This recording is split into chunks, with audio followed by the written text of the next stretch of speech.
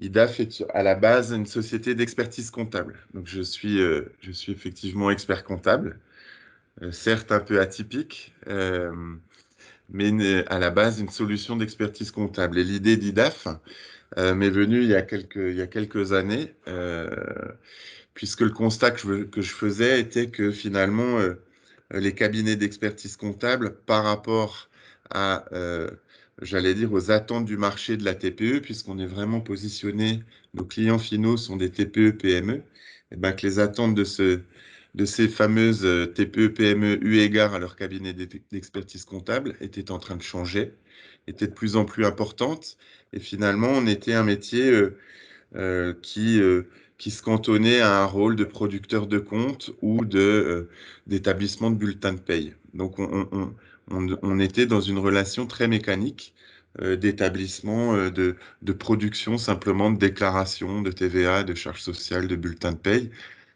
Et cette fonction-là, sur le terrain, on remarquait que finalement, les dirigeants de TPE-PME attendaient beaucoup plus de leur cabinet.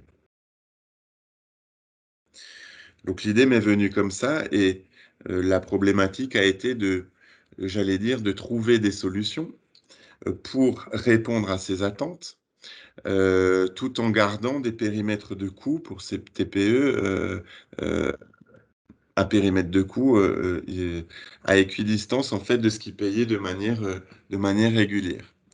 Et puis l'évolution technologique, finalement, eh ben, notre profession en est aussi victime ou l'a subie aussi, puisque on serait quelque part fou de penser que cette évolution technologique ne nous touchera pas. Et donc l'idée m'est venue de dire, bah, finalement, si on regarde bien ce qu'il fait d'un point de vue technologique, comment on va mettre ça en application pour finalement faire gagner du temps à nos clients, nous gagner du temps de traitement et finalement pouvoir leur donner plus de temps de conseil. Et tout l'enjeu a été là. Donc, on a pendant 2 années beaucoup fait de veille sur ces fameuses évolutions technologiques. On a trouvé ce qui nous plaisait. On a voulu des outils pratiques, pragmatiques pour nos utilisateurs. Et puis, on a développé nos solutions à travers, j'allais dire, cette dénomination IDAF. IDAF est plus qu'un cabinet d'expertise comptable. IDAF est surtout aujourd'hui une vraie boîte à outils pour le dirigeant de TPE-PME, puisqu'on va de l'organisation administrative de nos clients, puisqu'on leur fait de manière dématérialisée tout leur classement administratif. On a développé un bureau numérique, donc ils ont accès à l'ensemble de leur documentation comptable, fiscale, sociale, bulletin de paye, etc., de manière dématérialisée. Donc, on règle déjà tout un volet de la problématique des TPE qui est surtout de s'organiser administrativement. Une fois qu'on a fait ça, en fait, ça nous permet de gagner du temps de traitement puisqu'on a développé une machine puissante basée sur un principe d'ossérisation et d'intelligence artificielle qui nous permet, j'allais dire, d'imputer de manière quasi automatique toute la comptabilité de nos clients. Quand on a gagné du temps de traitement, on s'est organisé, nous, à Strasbourg, qui est notre centre de traitement, on s'est organisé comme des industriels. Industrie ne veut pas dire mauvaise qualité, bien évidemment, mais on a tout procéduré. Pourquoi? Parce on va gagner du temps de traitement. Et quand on gagne du temps de traitement, on va pouvoir offrir du temps de conseil à nos clients. Donc tout ce cheminement, j'allais dire, toute cette transformation de pièces, de transmission de pièces comptables, de saisie, etc., automatisées, nous permettent de pouvoir fournir à nos clients des indicateurs de gestion mensuels, des tableaux de bord, des, tout un tas d'outils en fait qui vont leur servir à piloter, j'allais dire de manière la plus fraîche possible, leur entreprise. Donc on est vraiment sorti du cadre de l'expertise comptable, on reste des experts comptables, on assure évidemment pour nos clients des missions traditionnelles d'expertise comptable, de tenue de bulletin de paye, de déclaration fiscale, mais finalement nous allons offrir un panel beaucoup plus large de services encore une fois, de l'organisation administrative à la production de tableaux de bord. Pourquoi je vous décris ça? Parce que c'est là où le rôle de l'expertviseur, en fait, le sujet pour lequel on est réunis ce matin, prend tout son sens. En fait, le dirigeant de TPE, il a une problématique. Une grosse problématique, c'est la solitude. C'est-à-dire qu'un dirigeant de TPE, il est souvent seul pour décider, pour réfléchir, pour donner un axe de développement stratégique, pour se rendre compte, pardon, souvent, si son mois passé a été bénéficiaire ou déficitaire. Bref, c'est un homme clé, ou une femme, hein, pardon, sans faire de sexisme. C'est un homme ou une femme clé qui est un peu au four et au moulin, qui doit faire des devis, qui doit visiter des clients, qui doit gérer quelques salariés, qui doit s'occuper de ses papiers, gérer tous ses tracas administratifs. Il est par monts et par vaux toute la journée et finalement, il y a peu de personnes qui s'intéressent à lui. Son expert comptable, dans la plupart des cas, eh ben, il va le voir une fois par an au moment de l'établissement de son bilan. Il va le voir souvent tardivement, souvent 6 mois après la date de clôture. 6 mois après la date de clôture, c'est trop tard, puisque finalement, les décisions aujourd'hui, et la crise sanitaire a certainement encore accentué ce phénomène, les décisions doivent être prises beaucoup plus vite, et on n'a pas le temps d'attendre une clôture de compte, et finalement, de se cantonner à un rôle d'expert comptable qui serait un peu un médecin légiste, parce qu'il vient faire une autopsie, il va regarder ce qui s'est passé l'exercice d'avant, on n'est plus du tout dans la prospection, dans une étude, j'allais dire, prospective des problématiques. Et c'est tout le problème aujourd'hui, en tout cas, nous, c'est ce qu'on rencontre sur le terrain. C'est à ça qu'on essaye de pallier. Principalement à cette solitude. Et l'experviseur, en fait, il va être le trait d'union entre nous, les techniciens, et le client ou dirigeant de TPE, PME. Donc l'experviseur, il a un rôle qui devient central dans la TPE. Il a d'abord un premier rôle, c'est d'aller vers le dirigeant de la TPE, d'écouter ses problématiques. Donc il faut déjà avoir, j'allais dire, euh, une appétence à écouter l'autre, à essayer de comprendre ses problèmes. L'experviseur, ça devient finalement une oreille, une épaule, une écoute, de temps en temps presque un psy, hein, sans faire de mauvais jeu de mots, mais il est vraiment là au quotidien à côté de ce fameux dirigeant ou dirigeante de TPE, PME. C'est un vrai rôle, c'est un rôle très large, euh, puisque finalement, l'experviseur va nous faire la remontée des problématiques que le client X, Y ou Z aura rencontrées. On ne vous demande pas de faire, vous n'avez pas besoin d'avoir d'énormes compétences en comptabilité, euh, en juridique, en social. Vous devez surtout aimer la TPE, parce que c'est un ADN fort chez IDAF. C'est vraiment l'amour de la et la considération du dirigeant de TPE-PME.